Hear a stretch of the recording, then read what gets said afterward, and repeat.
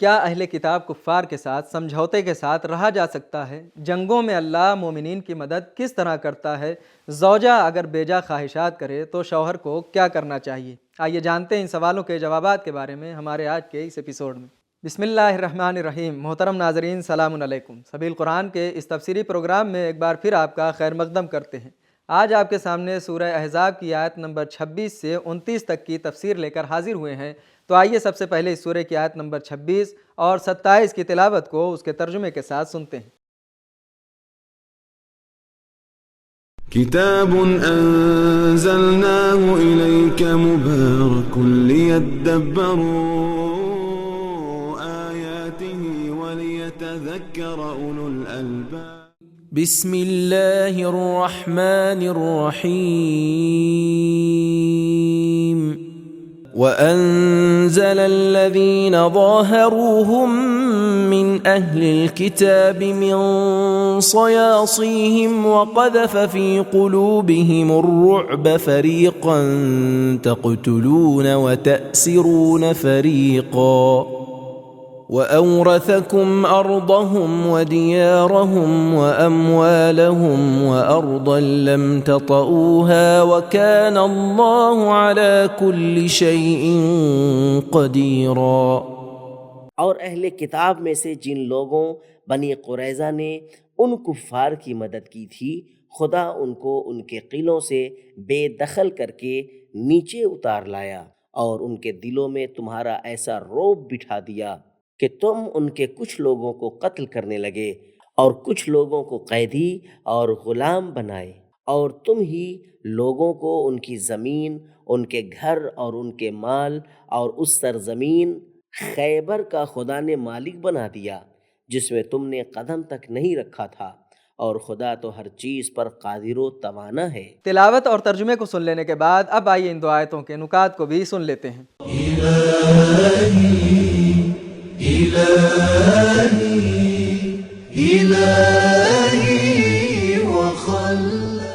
سیاسی جمع ہے سیسہ کی، جس کا معنی ہے محکم قلعہ، اور ہر دفاع کرنے والی چیز کو کہا جاتا ہے، جیسے گائے کی سینگ اور مرغ کے پیروں کے کانٹے۔ یہ آیت جنگ بنی قریظہ کی طرف اشارہ کر رہی ہے۔ جنگ خندق میں بنی قریظہ کے یہودیوں نے فتح کے خیال میں مسلمانوں سے کیے ہوئے عہد و پیمان کو توڑ دیا اور پانچویں دشمن کی شکل میں جنگ احزاب میں مشرکوں کی مدد کی، لیکن رسوائی کے ساتھ ہارے اور تسلیم ہو گئے۔ مدینے میں یہودیوں کے 3 گروہ تھے، بنی قینقاع، بنی نذیر اور بنی قریظہ، اور تینوں کا مسلمانوں کے ساتھ معاہدہ تھا۔ دوسرے سال میں بنی قینقاع نے معاہدے کو توڑ دیا اور مسلمانوں سے جنگ کی اور انہیں ہار کا سامنا کرنا پڑا، جس کے نتیجے میں وہ مدینے اور خیبر کو خالی کر کے شام چلے گئے۔ 5ویں سال میں بنی قریظہ نے اپنا عہد توڑا اور مشرکوں کے ساتھ ہو گئے، جن پر احزاب کی ہار کے بعد گھبراہٹ اور بے چینی حاکم ہو گئی۔ احزاب پر فتح حاصل کرنے کے بعد مسلمانوں نے ان کے قلعوں کو گھیر لیا اور 25 دن بعد ان سب کو مدینے سے بھگا دیا، اور معاہدہ شکنی کرنے والے یہودیوں سے مدینہ ہمیشہ کے لیے صاف ہو گیا۔ تفسیر نمونہ۔ بنی قریظہ سے جنگ کی کچھ برکتیں تھیں۔ مل جملہ: الف، یہودیوں کا آخری گروہ بھی مدینے سے ہمیشہ کے لیے نکل گیا۔ ب، دشمنوں سے بہت سے مال اور اموال مسلمانوں کو ملے۔ جیم، مسلمانوں کا موقف واضح ہو گیا کہ جو بھی ان سے معاہدہ شکنی کرے گا وہ برباد اور بدبخت ہو جائے گا۔ نکات کو سن لینے کے بعد اب آئیے ان 2 آیتوں میں موجودہ پیغامات کو بھی غور سے سنتے ہیں۔ کتاب انزلناه الیک مبارک لیدبروا نمبر 1، دشمن کے نفوذی عناصر اور 5ویں ستون سے غافل نہیں ہونا چاہیے۔ نمبر 2، اہل کتاب کے ساتھ اس وقت تک سمجھوتے کے ساتھ رہا جا سکتا ہے جب تک وہ لوگ دشمن کے مددگار نہ بن جائیں۔ نمبر 3، فتح اللہ کی جانب سے ہوتی ہے۔ نمبر 4، دشمن کے بلند اور مضبوط قلعوں کو بھی فتح کیا جا سکتا ہے۔ نمبر 5، اہل کتاب یہودیوں نے مسلمانوں کے ساتھ خدا پرستی اور قیامت پر ایمان میں مشرک ہونے کے باوجود مشرکوں کی حمایت اور مدد کی۔ نمبر 6، فقط سامنے موجود دشمن کے بارے میں نہ سوچیں بلکہ ان کے حامیوں کی طرف بھی توجہ رکھیں۔ نمبر 7، جنگوں میں اللہ کی ایک غیبی مدد دشمنوں کے دلوں میں رعب ڈالنا ہے۔ نمبر 8، جنگ میں فتح اور شکست میں سپاہی کا حوصلہ مرکزی کردار رکھتا ہے۔ اب آئیے اس سورہ کی آیت نمبر 28 کی تلاوت کو اس کے ترجمے کے ساتھ سنتے ہیں۔ يا أيها النبي قل لأزواجك إن كنتن تردن الحياة الدنيا وزينتها فتعالين أمتعكن وأسرحكن سراحا جميلا۔ اے رسول، اپنی بیویوں سے کہہ دو کہ اگر تم فقط دنیاوی زندگی اور اس کی آرائش و زینت کی خواہاں ہو تو ادھر آؤ، میں تم لوگوں کو کچھ ساز و سامان دے دوں اور عنوان شائستہ سے رخصت کر دوں۔ تلاوت اور ترجمے کو سن لینے کے بعد اب آئیے اس آیت کے نقطے کو بھی جان لیتے ہیں۔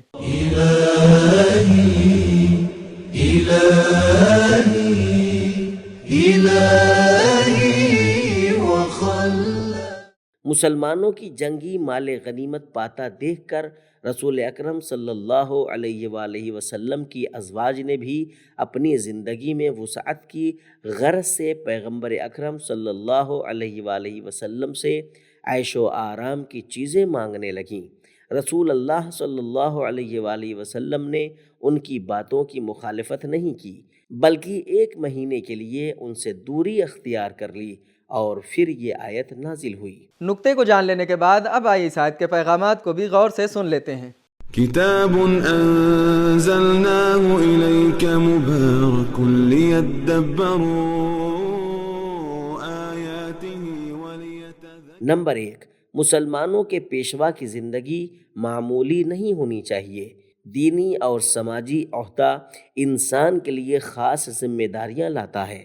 نمبر 2، مسلمانوں کے پیشوا پر اس کی اپنی بیویوں کی بیجا خواہشوں کا اثر نہیں ہونا چاہیے۔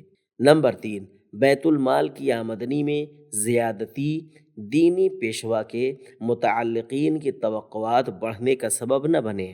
نمبر 4، اسلامی سماج کے فقط پیشوا ہی نہیں بلکہ ان کے متعلقین پر بھی لوگوں کی توجہ اور نظر ہوتی ہے۔ نمبر 5، الہی ذمہ داریاں گھریلو ذمہ داریوں سے بڑھ کر ہیں۔ کبھی کبھی پیشوائی اور رہبری کے تقدس کو برقرار رکھنے کے لیے جذباتی اور خانوادگی مسائل کو چھوڑنا پڑتا ہے۔ نمبر 6، عورت آزاد ہے، چاہے تو سعادت کے ساتھ معمولی زندگی گزارے اور چاہے تو کوئی اور راستہ اختیار کر لے۔ نمبر 7، زوجہ کی بیجا خواہشوں پر صاف اور واضح طریقے سے اپنی یقینی رائے بیان کر دیں۔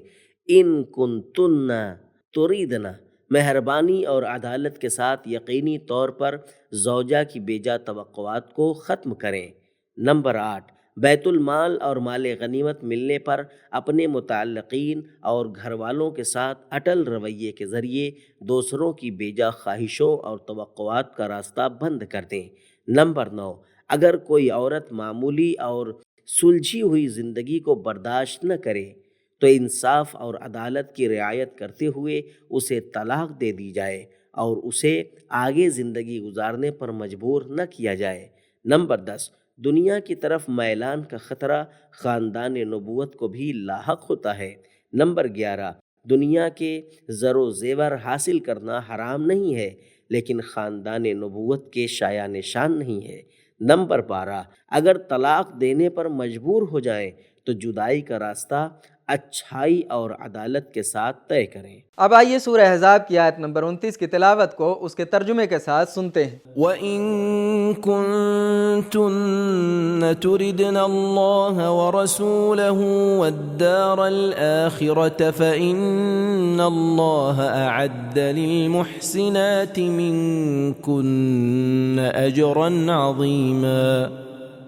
اور اگر تم لوگ خدا اور اس کے رسول اور آخرت کے گھر کی خواہاں ہو تو اچھی طرح خیال رکھو کہ تم لوگوں میں نیکوکار عورتوں کے لیے خدا نے یقیناً بڑا اجر و ثواب مہیا کر رکھا ہے۔ تلاوت اور ترجمے کو سن لینے کے بعد اب آئیے اس آیت کے پیغامات کو بھی غور سے سن لیتے ہیں۔ كتاب أنزلناه إليك مبارك ليدبروا آياته وليتذكروا۔ نمبر 1، دنیا طلبی اور آخرت طلبی ایک ساتھ جمع نہیں ہو سکتے، البتہ نعمتوں سے حلال طریقے سے لذت حاصل کرنا اور استفادہ کرنا آخرت کے خلاف نہیں ہے۔ نمبر 2، انسان کو ایک ہی چیز انتخاب کرنی ہے، یا تو فنا ہو جانے والی دنیا سے دل لگائے یا باقی رہنے والی آخرت سے۔ نمبر 3، صرف قناعت، زہد اور سادگی نجات کے لیے کافی نہیں، بلکہ نیک اعمال بھی ضروری ہیں۔ نمبر 4، اللہ کے وعدوں کو یقینی جانیں۔ نمبر 5، پروردگار عالم دینی پیشواؤں کے گھر والوں کی معمولی زندگی کو اچھی چیز سمجھتا ہے۔ نمبر 6، پیغمبر کی زوجہ ہونا کمال نہیں ہے بلکہ نیک ہونا ضروری ہے۔ نمبر 7، پیغمبر اکرم کی تمام ازواج ایک جیسی نہیں تھیں۔ نمبر 8، جو لوگ اس معمولی اور تھوڑی سی دنیا کو چھوڑ دیتے ہیں انہیں بڑا اجر و ثواب دیا جائے گا۔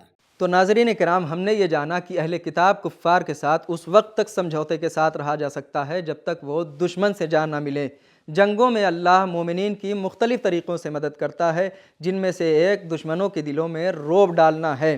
زوجہ کی بے جا خواہشات پر شوہر کو صاف صاف اور واضح طور پر اپنی رائے بیان کر دینا چاہیے۔ یہ تھے ہمارے سوالوں کے جوابات۔ ملتے ہیں اگلے ایپیسوڈ میں، تب تک کے لیے خدا حافظ۔